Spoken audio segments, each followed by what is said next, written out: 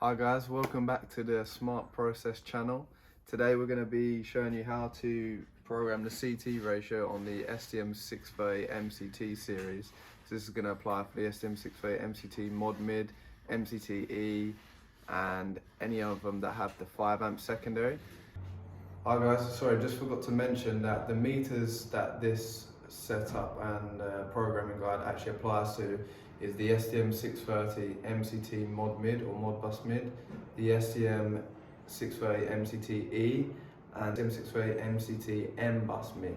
So it actually only applies to these 3 meters because we have a few other different types of the SDM630MCT series, such as the LoRaWAN or the millivolt, that are slightly different, so we'll make a separate video to touch on them.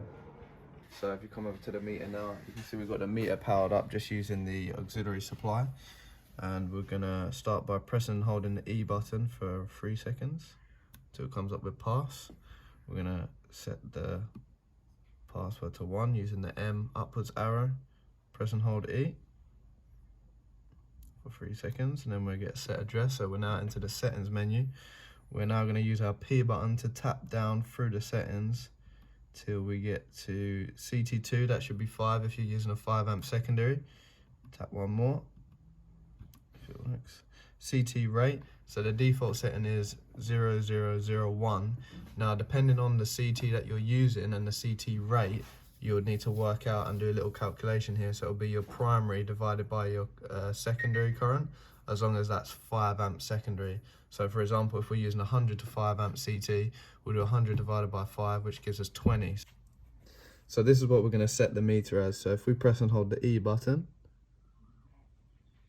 that'll take us, that'll have the digit flash in there.